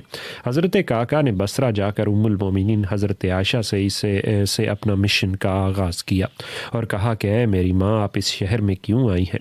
آپ نے فرمایا کہ لوگوں کے درمیان صلح کروانے۔ میرے بیٹے حضرت کعکا نے حضرت عائشہ سے مطالبہ کیا کہ آپ حضرت طلحہ اور زبیر کو اپنے ہاں آنے کا پیغام دیں۔ وہ دونوں آئے تو حضرت کعکا نے کہا کہ میں نے حضرت ام المومنین سے دریافت کیا ہے کہ آپ کس کام کے لیے آئی ہیں، تو آپ نے فرمایا ہے کہ میں صرف لوگوں کے درمیان صلح کروانے آئی ہوں۔ उन दोनों ने कहा कि हम भी इसीलिए आए हैं। हज़रत काका ने कहा कि मुझे बताइए इससे सुलह की सूरत क्या होगी, ये सुलह किस चीज़ पर होगी? और कसम बखुदा कि अगर हमने इसे पहचान लिया तो हम सुलह कर लेंगे, और हमने इसे ना पहचाना तो हम सुलह ना करेंगे। इन दोनों ने कहा कि सुलह कातलीन उस्मान पर होगी, और इस वजह को तर्क करना कुरान को तर्क करना होगा। हज़रत काका ने कहा कि तुम दोनों ने हज़रत उस्मान के बसरी कातलीन को कत्ल किया है। तुम इनके कत्ल से कबल ये आज की निस्बत इस्तकामत से ज़्यादा करीब थे। तुमने 600 आदमियों को कत्ल किया है, और उनके लिए 6000 आदमी गुस्से में आ गए हैं, और उन्होंने तुमसे अलहदगी इख्तियार की है और तुम्हारे दरमियान से निकल कर चले गए हैं। तुमने हरकूस बिन ज़हीर का मुतालबा किया है तो 6000 आदमियों ने उसे रोक लिया है। बस अगर तुम इसे छोड़ दो तो तुम अपनी बयान करदा बात में फंस जाते हो, और अगर इनसे जंग करो तो जिस बात से तुम ख़ाइफ और तरसा हो इससे बड़ी मुसीबत तुम पर ले आएंगे। यानी हज़रत उस्मान के कातलीन के कत्ल से तुम जिस मसलहत के ख्वाह हो इससे बड़ी ख़राबी पैदा हो जाएगी। और जैसा कि तुम हरकूस बिन ज़हीर से इस वजह से हज़रत उस्मान का बदला नहीं ले सके कि 6000 आदमी उनकी हिफाजत और उसके कातलीन के मुकाबले में खड़े हो गए। बस हज़रत अली इस वक्त हज़रत उस्मान के कातलीन के कत्ल के तर्क में ज़्यादा माजूर हैं। आपने कातलीन उस्मान के कत्ल को सिर्फ इसलिए मौखर किया है कि आप इन पर काबू पा जाएं। बिलाशुबा सब शहरों में इख्तलाफ पाया जाता है।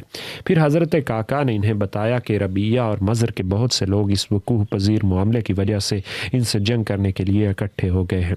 हज़रत आयशा ने हज़रत काका से पूछा कि तुम्हारी क्या राय है?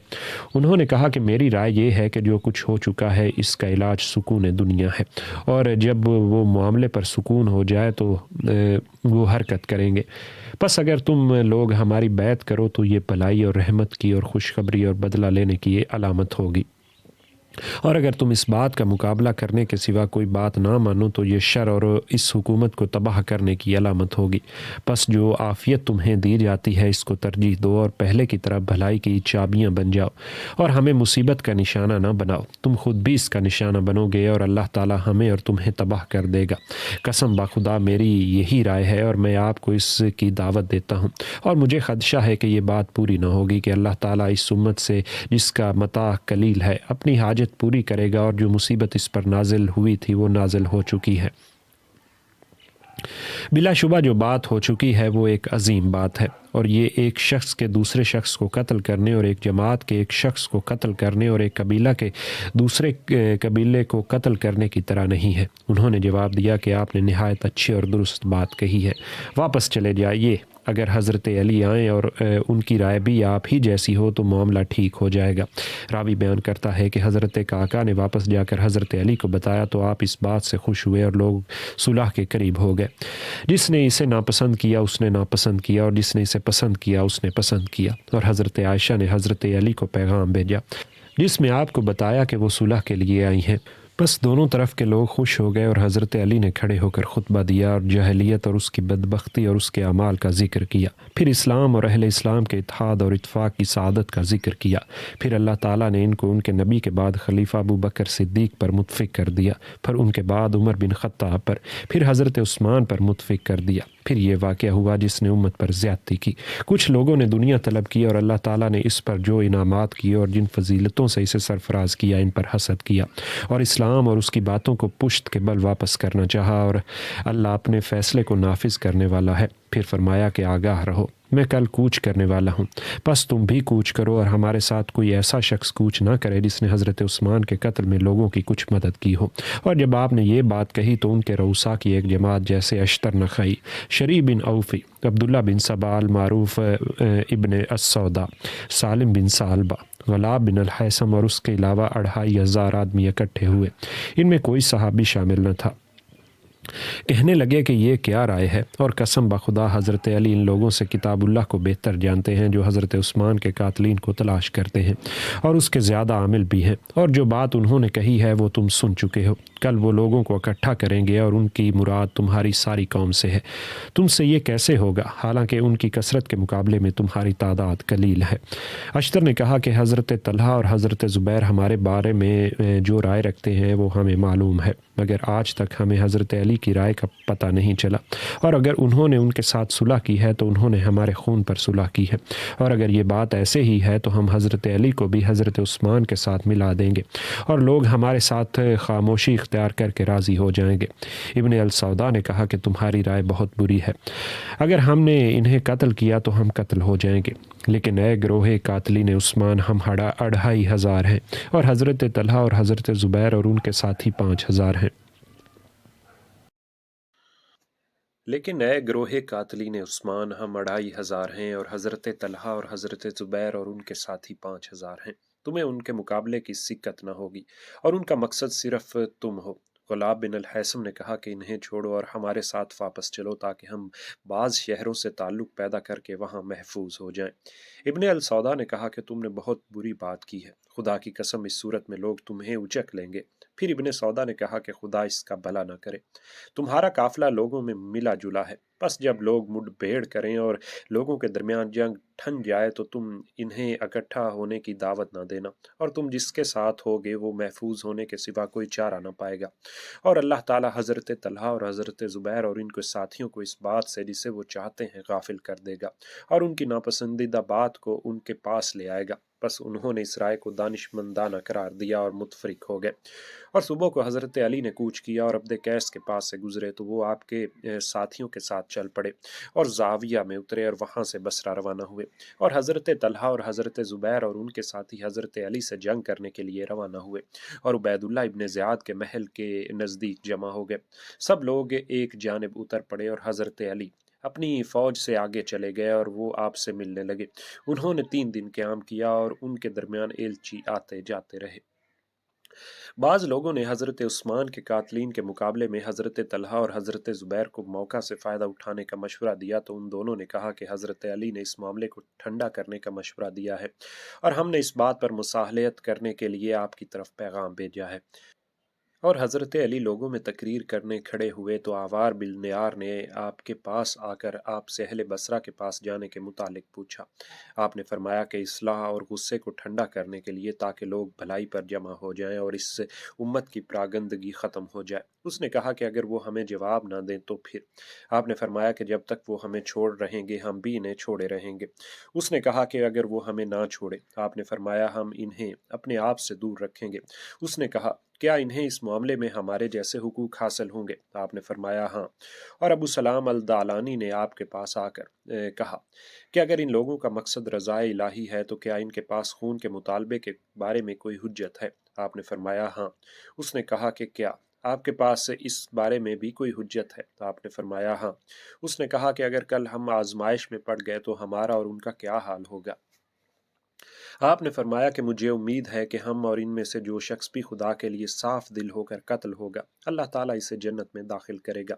और आपने अपनी तकरीर में फरमाया, ऐ लोगों, इन लोगों के बारे में अपने हाथों और ज़ुबानों को रोको और इस बात से बचो कि वो हमसे सबकत ले जाए। बिलाशुबा कल का मुखालिफ आज का मुखालिफ है।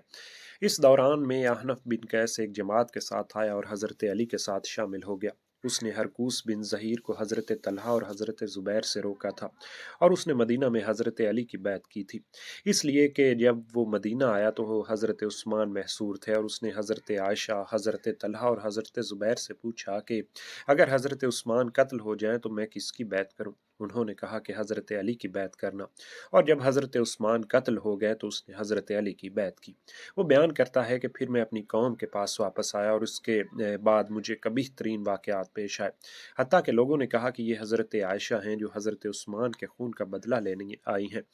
बस मैं अपने मामले में हैरान रह गया कि मैं किसकी पैरवी करूं। अल्लाह ताला ने मुझे इस हदीस की वजह से रोक दिया जिसे मैंने हज़रत अबू बकर से सुना था कि जब रसूल अल्लाह सल्लल्लाहु अलैहि वसल्लम को इत्तला मिली कि ईरानियों ने किस्रा की बेटी को अपना बादशाह बना लिया है, आपने फरमाया कि वो लोग हरगिज़ कामयाब न होंगे जिन्होंने औरत को अपना हुक्मरान बना लिया है। और इस हदीस की असल सही बुखारी में है। हासिल कलाम ये कि जब आहनफ हज़रत अली के पास गया तो उसके साथ 6,000 कमानें थीं। उसने हज़रत अली से कहा कि अगर आप चाहें तो मैं आपके साथ मिलकर जंग करूं और अगर आप चाहें तो मैं आपसे 10,000 तलवारों को रोकूं। آپ نے فرمایا کہ ہم سے 10,000 تلواروں کو روکو۔ پھر حضرت علی نے حضرت طلحہ اور حضرت زبیر کو پیغام بھیجا کہ اگر تم اس بات پر قائم ہو جس پر تم نے حضرت کعکہ بن عامر سے علیحدگی اختیار کی ہے تو ہمارے اترنے تک رکے رہو تاکہ ہم اس معاملے میں غور و فکر کر لیں۔ ان دونوں حضرات نے آپ کے پاس پیغام کا جواب بھیجا کہ ہم نے لوگوں کے درمیان صلح کرانے میں حضرت کعکہ بن عامر سے علیحدگی اختیار کی ہے اور ہم اس بات پر قائم ہیں۔ پس دلوں کو سکون حاصل ہو گیا اور ہر فریق اپنی فوج کے اصحاب کے ساتھ شامل ہو گیا۔ اور جب شام ہوئی تو حضرت علی نے حضرت عبداللہ بن عباس کو ان کے پاس بھیجا اور لوگوں نے بہترین رات گزاری اور قاتلین عثمان نے بدترین رات گزاری۔ انہوں نے باہم مشورہ کرتے ہوئے رات بسر کی اور اس بات پر اتفاق کیا کہ وہ جپٹتے میں جنگ بھڑکا دیں گے۔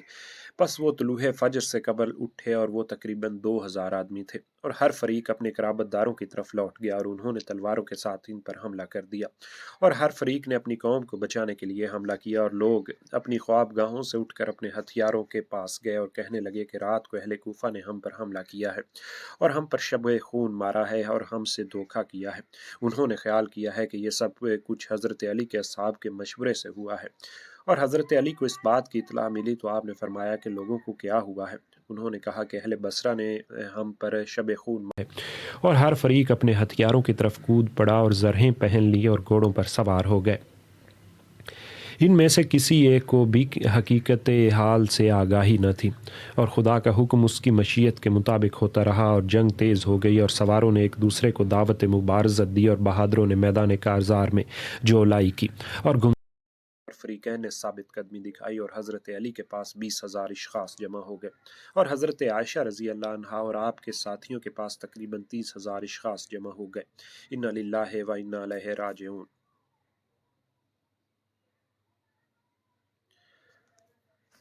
اور سبائی یعنی اصحاب السودا اللہ ان کا بھلا نہ کرے قتل میں کوتاہی نہ کرتے تھے اور حضرت علی کا منادی اعلان کر رہا تھا کہ اے لوگو باز آ جاؤ، اے لوگو باز آ جاؤ، مگر کوئی شخص ان کی آواز نہ سنتا تھا۔ اور بصرہ کے قاضی کعب بن ثور نے آ کر کہا کہ اے ام المومنین، لوگوں کے پاس چلے جائیے، شاید آپ کے ذریعے اللہ تعالیٰ لوگوں کو باہم صلح کروا دے۔ پس وہ اپنے اونٹ کے اوپر اپنے ہودج میں بیٹھی اور انہوں نے زرہوں کے ساتھ ہودج کو ڈھانپ دیا اور آپ آ کر وہاں کھڑی ہو گئی جہاں آپ لوگوں کی حرکات کو دیکھ سکتی تھی۔ انہوں نے ایک دوسرے پر حملے کیے اور ایک دوسرے کے مقابلے میں جولانی کی اور مقابلہ کرنے والوں میں حضرت زبیر اور حضرت عمار بھی شامل تھے اور حضرت عمار ان پر نیزہ سے حملہ کرنے لگے اور حضرت زبیر انہیں روکنے لگے اور کہنے لگے کہ اے ابو الیقظان، کیا تو مجھے قتل کرے گا؟ تو کہنے لگے کہ اے ابو عبداللہ نہیں۔ اور حضرت زبیر نے انہیں رسول اللہ کے اس فرمان کی وجہ سے چھوڑ دیا کہ تجھے ایک باغی گروہ قتل کرے گا، وگرنہ حضرت زبیر ان پر قابو پانے کی زیادہ قدرت رکھتے تھے، لہٰذا اس وجہ سے آپ ان سے رکے رہے۔ اور اس روز ان کا ایک یہ طریق بھی تھا کہ زخمی کو مارا نہ جاتا اور پیٹ پھیر کر بھاگنے والے کا پیچھا نہ کیا جاتا۔ اس کے باوجود بھی بہت سے لوگ مارے گئے، حتیٰ کہ حضرت علی اپنے بیٹے حسن سے کہنے لگے کہ کاش تیرا باپ آج سے 20 سال قبل فوت ہو چکا ہوتا۔ حضرت حسن نے آپ سے کہا کہ اے میرے باپ، میں آپ کو اس سے روکا کرتا تھا۔ سعید بن ابی اجرا نے ان قتادہ ان الحسن ان قیس بن عباد بیان کیا ہے کہ حضرت علی نے جنگ جمل کے دن کہا کہ اے حسن، کاش تیرا باپ 20 سال قبل فوت ہو چکا ہوتا۔ تو حضرت حسن نے آپ کو جواب دیا کہ میں آپ کو اس سے روکا کرتا تھا۔ آپ نے فرمایا کہ میرے بیٹے، مجھے معلوم نہ تھا کہ یہ بات یہاں تک پہنچ جائے گی۔ اور مبارک بن فضالہ نے باحوالہ حسن بن ابی بکر بیان کیا ہے کہ جب یوم الجمل کو جنگ سخت ہو گئی اور حضرت علی نے سروں کو گرتے دیکھا تو آپ نے اپنے بیٹے حضرت حسن کو پکڑ کر اپنے سینے کے ساتھ لگا لیا اور پھر فرمایا کہ انا للہ، اے حسن، اس کے بعد کس بھلائی کی امید کی جا سکتی ہے؟ اور جب دونوں فوجیں آ گئیں اور دونوں نے ایک دوسرے کو دیکھا تو حضرت علی نے حضرت طلحہ اور حضرت زبیر کو گفتگو کرنے کے لیے بلایا۔ پس وہ اکٹھے ہوئے حتیٰ کہ ان کے گھوڑوں کی گردنیں مل گئیں۔ کہتے ہیں کہ آپ نے ان دونوں سے فرمایا کہ میں نے تم دونوں کو دیکھا ہے کہ تم نے سواروں، پیادوں اور فوجوں کو جمع کر لیا ہے، پس کیا تم دونوں نے قیامت کے روز کے لیے بھی کوئی عذر تیار کر لیا ہے؟ اللہ سے ڈرو اور اس عورت کی طرح نہ ہو جاؤ جس نے اپنے سوت کو مضبوط بٹنے کے بعد توڑ دیا۔ کیا میں تم دونوں کے خون کے بارے میں حاکم نہیں؟ تم دونوں میرے خون کو حرام قرار دیتے ہو اور میں تم دونوں کے خون کو حرام قرار دیتا ہوں۔ کیا کوئی حدیث ہے جس نے میرے خون کو تمہارے لیے حلال کر دیا ہو؟ حضرت طلحہ نے کہا کہ آپ نے لوگوں کو حضرت عثمان کی عداوت پر متحد کیا۔ حضرت علی نے کہا کہ اس روز اللہ تعالیٰ ان کی صحیح جزا دے گا۔ پھر فرمایا اللہ تعالیٰ قاتلین عثمان پر لعنت فرمائے۔ پھر فرمایا کہ اے طلحہ، کیا تو رسول اللہ کی بیوی کو لڑنے کے لیے لے آیا ہے اور تو نے اپنی بیوی کو گھر میں چھپا رکھا ہے؟ کیا تو نے میری بیعت نہیں کی تھی؟ حضرت طلحہ نے کہا کہ آپ کی بیعت کی تھی جبکہ تلوار میری گردن پر تھی۔ اور آپ نے حضرت زبیر سے فرمایا کہ آپ کو کس نے گھر سے نکالا؟ انہوں نے کہا کہ آپ نے، اور میں آپ کو اپنے آپ سے اس کام کا زیادہ حقدار نہیں سمجھتا۔ حضرت علی نے انہیں کہا کیا آپ کو وہ دن یاد نہیں جب رسول اللہ کے ساتھ بنی غنم میں گزرے تو آپ میری طرف دیکھ کر مسکرائے اور میں بھی آپ کی طرف دیکھ کر مسکرایا تو تم نے کہا کہ ابن ابی طالب اپنے تکبر کو نہیں چھوڑے گا؟ تو رسول اللہ نے آپ سے فرمایا کہ وہ متکبر نہیں اور تو ضرور ان کے ساتھ جنگ کرے گا، حالانکہ تو اس پر ظلم کرنے والا ہوگا۔ جنگ جمل کے روز واپس لوٹے تو آپ ایک وادی میں اترے جسے وادی الصبا کہا جاتا ہے، اور عمر بن جرموز نامی ایک شخص نے آپ کا پیچھا کیا اور آپ سوئے ہوئے تھے کہ اس نے آ کر آپ کو دھوکے سے قتل کر دیا۔ اور حضرت طلحہ کو میدان کارزار میں ایک نامعلوم شخص کا تیر لگا۔ کہتے ہیں کہ وہ تیر آپ کو مروان بن الحکم نے مارا تھا، واللہ عالم، اور آپ کی ٹانگ آپ کے گھوڑے کے ساتھ پیوست ہو گئی جس سے گھوڑا منہ زور ہو گیا اور آپ کہنے لگے کہ اے بندگان خدا میری طرف آؤ، اے بندگان خدا میری طرف آؤ، اور آپ کے غلام نے آپ کا پیچھا کیا اور گھوڑے کو پکڑ لیا۔ آپ نے اسے کہا کہ تو ہلاک ہو، مجھے گھروں کی طرف لے جاؤ۔ آپ کا موزہ خون سے بھر گیا اور آپ نے اپنے غلام سے کہا کہ میرے پیچھے بیٹھ جاؤ، اس لیے کہ آپ کا خون بہہ گیا تھا اور آپ کمزور ہو گئے تھے۔ بس وہ آپ کے پیچھے بیٹھ گیا اور آپ کو بصرہ کے ایک مکان میں لے آیا اور اسی میں آپ نے وفات پائی۔ اور حضرت عائشہ اپنے ہودج میں آئیں اور بصرہ کے قاضی کعب بن ثور کو مصحف دیا اور فرمانے لگیں کہ انہیں اس کی طرف دعوت دو۔ اور یہ اس وقت کی بات ہے جب جنگ تیز اور سخت ہو گئی تھی اور حضرت زبیر واپس آ گئے تھے اور حضرت طلحہ شہید ہو چکے تھے۔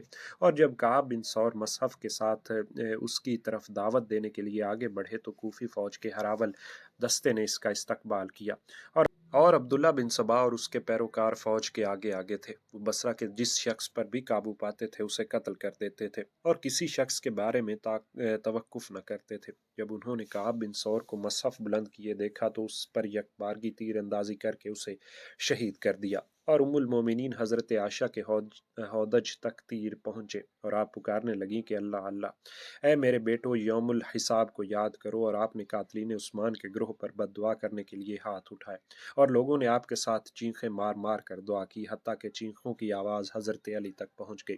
اور آپ نے پوچھا کہ یہ کیا ہے؟ لوگوں نے کہا کہ ام المومنین قاتلین عثمان اور ان کے مددگاروں کے متعلق بد دعا کر رہی ہیں۔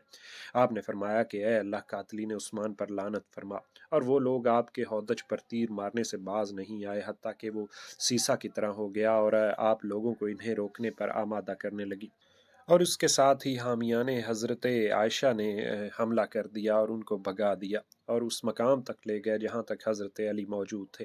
آپ نے اپنے بیٹے محمد بن حنفیہ سے فرمایا کہ تو ہلاک ہو جائے، جھنڈا لے کر آگے بڑھ، مگر وہ آگے نہ بڑھ سکے۔ پس حضرت علی نے ان کے ہاتھ سے جھنڈا لے لیا اور اس کو لے کر آگے بڑھے۔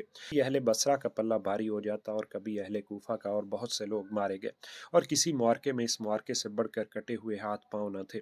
اور حضرت عائشہ لوگوں کو قاتلین عثمان کی جماعت کے خلاف اکسانے لگی، اور آپ نے اپنے دائیں جانب دیکھ کر فرمایا کہ یہ کون لوگ ہیں؟ انہوں نے کہا کہ ہم بکر بن وائل ہیں۔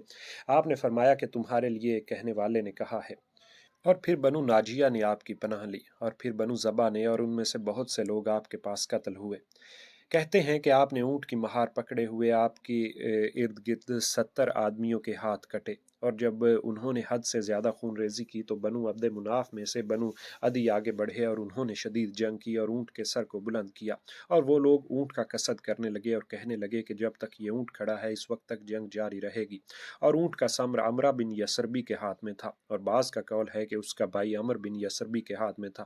پھر مشہور بہادر البا بن الحیثم نے اس کا قصد کیا اور عمر الجملی اس کی جانب بڑھا تو ابن یسربی نے اسے قتل کر دیا، اور زید بن سوہان بھی قتل ہو گئے، اور سعصہ بن سوہان نے آواز دی تو حضرت عمار نے اسے مقابلے کی دعوت دی۔ وہ آپ کے مقابلے کو نکلا اور دونوں نے دونوں صفوں کے درمیان جولانی کی۔ حضرت عمار 90 سال کے تھے اور ان پر اونٹ کے بالوں کی چادر تھی۔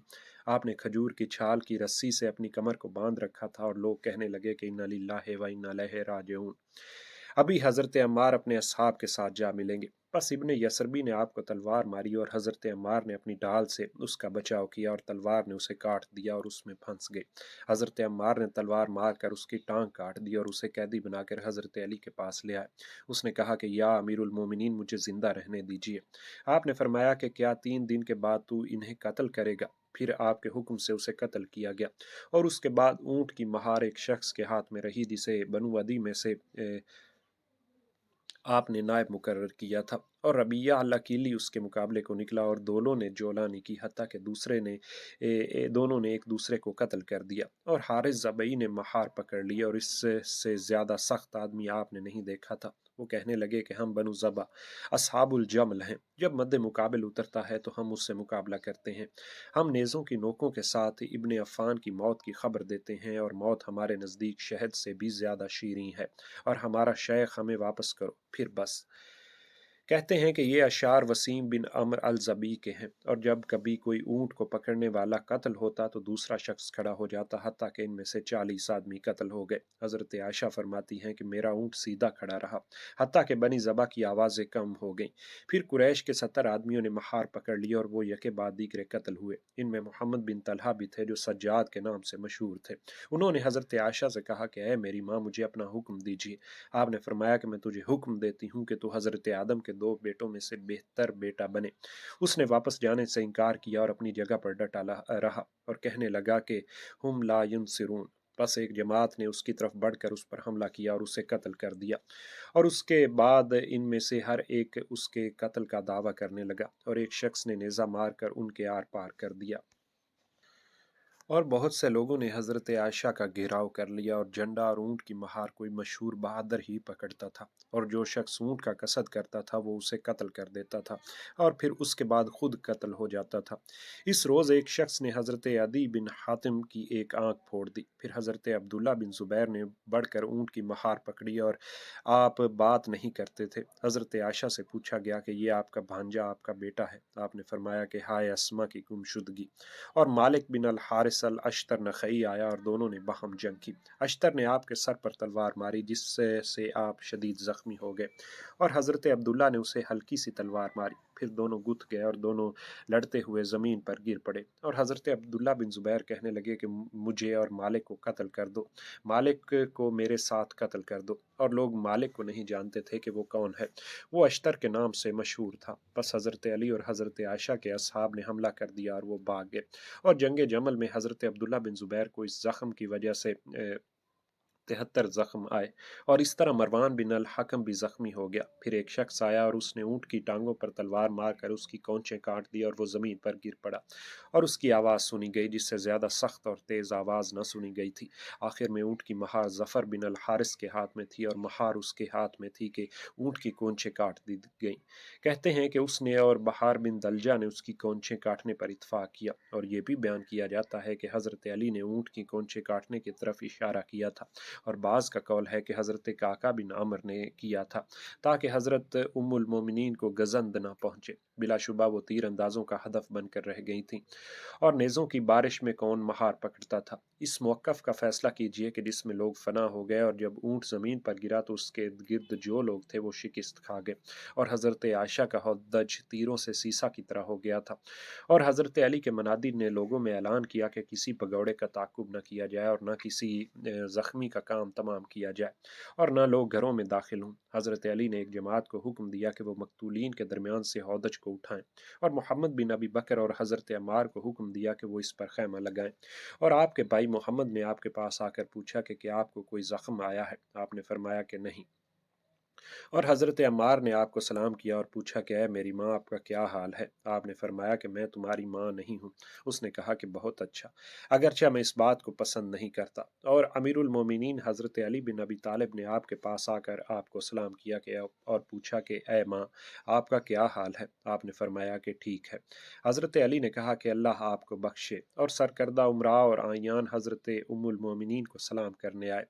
کہتے ہیں کہ آئین بن زبا مجاشی نے ہودج میں دیکھا تو حضرت عائشہ نے فرمایا کہ اللہ تجھ پر لعنت کرے، اس نے کہا کہ قسم بخدا ایک سرخ رنگ عورت کو دیکھ رہا ہوں۔ حضرت عائشہ نے فرمایا کہ اللہ تعالیٰ تیری پردہ دری کرے اور تیرے ہاتھ کو قطع کرے اور تیری قابل شرم جگہ کو نمایاں کرے۔ پس وہ بصرہ میں قتل ہوا اور اس کا سامان چھین لیا گیا اور اس کے ہاتھ کاٹ دیے گئے اور ازد کے ایک جنگل میں اسے برہنہ حالت میں پھینک دیا گیا۔ اور جب رات ہوئی تو حضرت ام المومنین اپنے بھائی محمد بن ابی بکر کے ساتھ بصرہ میں داخل ہوئیں اور عبداللہ بن خلف خزائی کے گھر میں جو بصرہ کا سب سے بڑا گھر تھا، صفیہ بنت الحارث بن ابی طلحہ بن عبد العزیٰ بن عثمان بن عبد الدار کے پاس اتری اور حضرت علی نے مقتولین کے درمیان چکر لگایا، اور جب کبھی آپ کسی شناسہ شخص کے پاس سے گزرتے تو اس کے لیے رحم کی دعا کرتے اور فرماتے کہ مجھے یہ بات گراں گزرتی ہے کہ میں قریش کو مقتول دیکھوں۔ اور جیسا کہ بیان کیا گیا ہے کہ حضرت علی حضرت طلحہ بن عبید اللہ کے پاس سے گزرے تو وہ مقتول پڑا تھا۔ آپ نے فرمایا کہ اے ابو محمد، تجھ پر افسوس، انا للہ و انا الیہ راجعون۔ خدا کی قسم آپ شاعر کے اس قول کے مصداق ہیں۔ وہ ایک ایسا نوجوان تھا کہ اس کی تونگری اسے اس کے دوست کے نزدیک کرتی تھی، اور جب وہ تونگر ہو جاتا تھا تو فقر اسے دور کر دیتا تھا۔ اور حضرت علی نے بیرون بصرہ 3 دن قیام کیا، پھر فریقین کے مقتولین کی نماز جنازہ پڑھی اور اس میں قریش کو عطیات سے مخصوص کیا۔ پھر حضرت عائشہ کے اصحاب کی جو چیز لشکر گاہ سے ملی اسے اکٹھا کیا اور حکم دیا کہ اسے بصرہ کی مسجد میں لے جایا جائے، اور جو شخص کسی چیز کو پہچان لے وہ ان کے مالکوں کی ہے اور وہ اسے لے لے، سوائے ہتھیاروں کے جو خزانوں میں پڑے ہوئے تھے اور ان میں سلطان کی علامت لگی ہوئی تھی۔ جنگ جمل میں مجموعی طور پر فریقین کے 10,000 آدمی مارے گئے، 5 ان کے اور 5 ان کے، رضوان اللہ اجمعین۔ اور حضرت علی کے بعض اصحاب نے حضرت علی سے پوچھا کہ وہ ان میں حضرت طلحہ اور حضرت زبیر کے اصحاب کے اموال کو تقسیم کر دیں، تو آپ نے ان کی بات نہ مانی اور سبائیوں نے اس بارے میں آپ پر اعتراض کیا اور کہنے لگے کہ ان کے خون ہمارے لیے کیسے حلال ہیں اور ان کے اموال ہمارے لیے کیسے حلال نہیں۔ حضرت علی کو اطلاع ملی تو آپ نے فرمایا کہ تم میں سے کون شخص یہ چاہتا ہے کہ ام المومنین اس کے حصے میں آئیں؟ تو سب لوگ خاموش ہو گئے۔ یہی وجہ ہے کہ جب آپ بصرہ میں داخل ہوئے تو آپ نے اپنے اصحاب میں بیت المال کے اموال کو تقسیم کیا اور ان میں سے ہر شخص کو 500 درہم ملے۔ آپ نے فرمایا کہ شام سے بھی آپ لوگوں کو ان کی مانند ملیں گے۔ بس سبائیوں نے اس بارے میں بھی آپ پر اعتراض کیا اور آپ کو پس پشت گالیاں دیتے رہے۔